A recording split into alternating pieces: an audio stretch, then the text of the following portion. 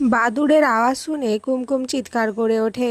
বাড়ির সকলে কুমকুমের চিৎকার শুনে ওখানে চলে আসে।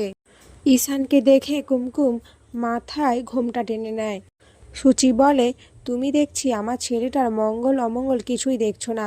আজ কাল রাত্রি আর তোমরা মুখ দেখাদেখি করে নিলে আমার ছেলেটার যে অমঙ্গল হলো তার বেলায়। ঈশান বলে, মা তুমি এসব কেন বলছো? আর আমরা তো মুখ দেখিনি কেউ কারোর। তাছাড়া তুমি তো এই বিয়েটা মানো না। কুমকুম ঘরে এসে কান্না করতে থাকে। পরের দিন কুমকুম পুজোর কাজে আম্মার সাথে হাত লাগালে আম্মা বলে, বাহ, খুব সুন্দর মালা গেঁথেছিস তো। এখন থেকে তোকে এই বাড়ির সকলের দায়িত্ব নিতে হবে। কুমকুম বলে, সে কি পারবে? আম্মা বলে, হ্যাঁ, তাকে যে পারতেই হবে। আর একদিন সবাই তোকে মেনে নেবে। এখন যা, গিয়ে ঈশান দাদু ভাইকে ডেকে নিয়ে আয়, ওর কফি খেতে হবে। কুমকুম ঈশানের কাছে যেতে গেলে দেখে কেউ গোলাপ ফুল রেখেছে। আসলে ওটা ঈশান রেখেছিল কুমকুমের জন্য। কুমকুম ওটা পেয়ে খুবই খুশি হয়ে যায়।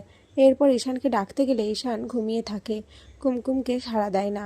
কুমকুম ঈশানকে বারবার ডাকতে থাকলে ঈশান কুমকুমকে হাত ধরে টেনে নেয়, আর ঈশান আর কুমকুম খুব কাছাকাছি চলে আসে। তো বন্ধুরা, তোমাদের কি মনে হয়, ঈশান আর কুমকুমকে কি সূচি আলাদা করে দেবে? অবশ্যই কমেন্টে জানিও।